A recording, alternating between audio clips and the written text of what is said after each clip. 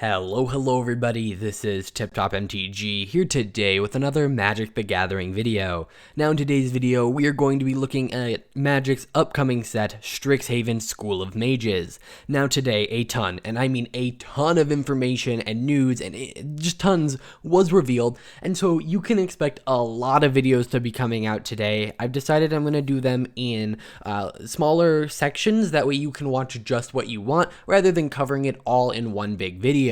So in today's video, we're going to be looking at the mechanics of Strixhaven. Now, I won't necessarily be talking about cards or like every card with the mechanic. So if you want to see the spoiler video, that will be coming out later today after spoilers have finished for the day.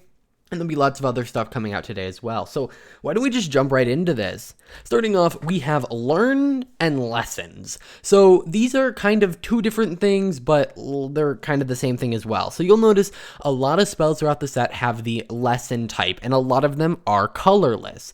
And so on the right, you see Expanded Anatomy. And so this is a lesson, and it says put 2+1/+1 counters on target creature. It gains Vigilance until end of turn. And you can just put this in your deck, but note that the lesson type does nothing outside of it making it qualify for the learn mechanic. So the learn mechanic says, you may reveal a lesson card you own from outside the game and put it into your hand. So outside the game means your sideboard here. Or discard a card to draw a card. So, for instance, first day of class has its normal effect, and then you get to learn. So that means you can go to your sideboard and take one of your lessons and put it directly into your hand. So that means every single card that has learn on it is kind of a cantrip, except you're cantripping for the perfect spell for that moment, which means learn is a pretty powerful mechanic. And even if you don't have lessons, or maybe you've already learned 15 times in a game, because you can only have 15 cards in your sideboard, you then can discard a card to draw a card. So you cast the spell, and then you discard another spell to draw a card. So it's not replacing the card in your hand. You are kind of losing a card by doing it, but you were going to lose the card anyway by casting a spell. So it's kind of letting you just cycle one of the cards in your hand. So I think it's a pretty powerful mechanic, especially when it's being printed on such a low-cost spells. I mean, add you may discard a card and draw a card to any spell, and it's going to be better. You also don't have to do it, so it's not like it's a downside, like, oh, I want this effect, but I don't want to discard a card. It literally just is, an upside. And so far they've revealed it on like instant and sorcery spells, and they revealed it on a creature where when it enters the battlefield you learn. I wouldn't be surprised if maybe there's a planeswalker that does this, or maybe a permanent that can do it more repeatedly. So yeah, very interesting, kind of unique. Again, we're seeing this slot of the year caring about sideboard. Last year we had Companion, and this is kind of a version of Companion, in the fact that you're dragging cards from outside the game. It is a very big thing. So people who don't like that are probably not going to like this mechanic. And unlike some mechanics that are just inherently really, really good, this one is kind of going to depend on the lessons. However, the fact that all the lessons seem to be colorless is really promising. For instance, colors, there are some colors that don't get access to +1/+1 counters and vigilance, and there's now a 3-cost spell that does that. So I am worried about the colorless aspect, that, these cards can go in any deck, but it also means they're probably going to be slightly high, increased in price. So I could see a lot of the learning being to go get cards that are kind of outside of your color, which I guess is kind of flavorful when you think about it, because you're learning something that red normally can't do, and now you can do it. So I think that's interesting in that sense, but I don't know if it's necessarily great. So we'll really have to see how defining these things are.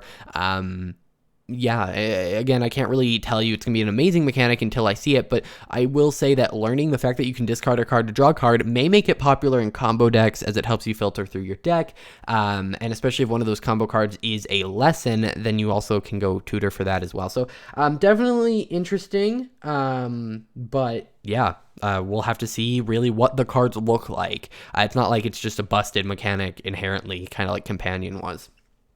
Next, we have Magecraft. So this one was actually revealed with the release of the Liliana teaser, but essentially Magecraft is kind of an ability keyword where it doesn't technically do anything. It's similar to Landfall, but it categorizes the ability so that you can easily look at the card and know, hey, this is going to care about, casting an instant or sorcery or copying an instant or sorcery. So basically what Magecraft is Magecraft dash whenever you cast or copy an instant or sorcery spell. So anything that you said that says Magecraft, starts with that text, and then they all do different things. So we have commons that are just going to give themselves bonus power, or we have something like this rare, which is pretty good, which is going to draw you a card. And it's not the first time you do it, it's every time. So Archmage Emeritus is really, really, really powerful, and I'm not really going to talk about the power of the individual cards here just because I am doing a spoiler video, but Magecraft itself, again, I mean, it's technically dependent on the cards. I don't really see necessarily a Magecraft deck. I see an instant and sorcery matters deck, and this is just categorizing it. It's like you can build a landfall deck without the landfall mechanic, because the mechanic itself is just a categorization of abilities and generally implies that the set is going to have more of it. So it technically isn't that crazy of a mechanic. It just means there's going to be lots of instants and sorcery caring about. However, the big thing here is that it does allow bonuses on copies, which means technically all of these cards go infinite with 2 copy spells because you can just keep copying each other. So keep that in mind, that it's fairly easy to go infinite with a lot of these cards. And I'm not saying that's going to become a meta thing, but in standard or historic, when I do my janky going infinite videos, I have a lot of options now. Next, we have Ward. Now, this one is actually becoming a evergreen keyword, meaning it will appear in every single set. It may appear on only one card. It may not be a main mechanic, and it's not really going to be a main mechanic of this set, but I expect it'll appear more because it is new. So in the future, D&D and the Forgotten Realms will have Ward, and Innistrad will have Ward. And what it is it says, whenever this creature becomes the target of a spell or ability an opponent controls, counter it unless that player pays however much the cost is. So it won't always be Ward 2. It could be Ward 1, Ward 3, Ward, pay 3 life. So essentially, it's adding an additional cost onto the opponent's spell. Now, I assume they'll go back and errata older cards on something like MTG Arena, but do note this isn't spells that target it cost more.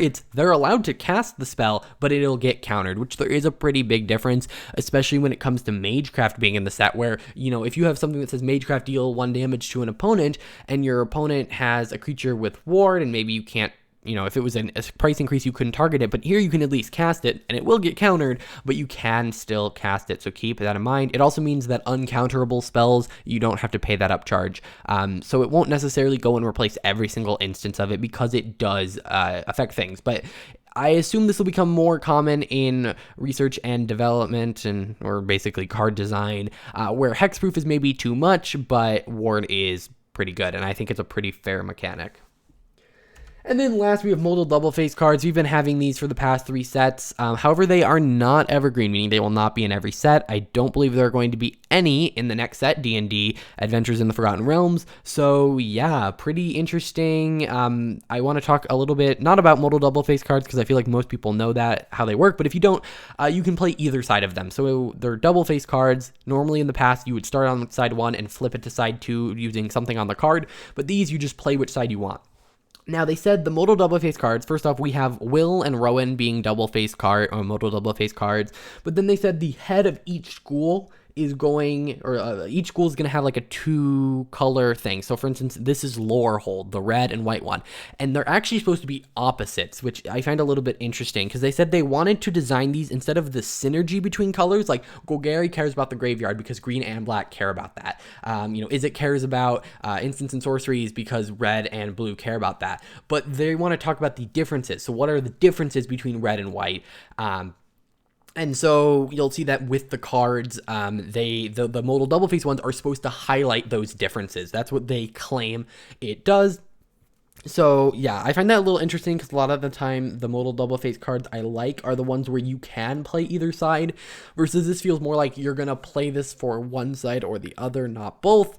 So I don't know how I feel necessarily about that, but we'll have to see all the cards before I can make judgment.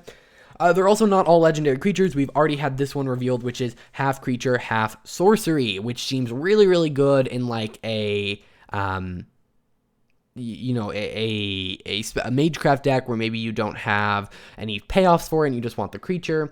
Now this one does seem to care more about instants and sorceries, so not all of them are going to highlight necessarily the duality of, or the, I guess, the opposingness of them. But yeah, I think this is interesting to say the least. Alright guys, so those are the mechanics of Strixhaven. I want to know what your favorite is in the comments down below. I honestly think mine is Lesson and Learn. They, I think, both have very great potential and are very different to a lot of the things we have seen in the past. And it means deck building gets a lot more complicated and it's a lot more decision making. And in my opinion, the best Magic is the kind where you have to make decisions, not where you play creatures and just swing. I like Magic where you won because you made the right decision, not you won because you got luckier. And I think that the fact that you have to choose really emphasizes the skill part of Magic, and I really like that. So yeah, I want to know your guys' thoughts on that. If you enjoyed, hit that like button, hit the subscribe button and the bell to stay up to date. Again, lots of videos coming out today. So yeah, see you guys in the next one. Bye.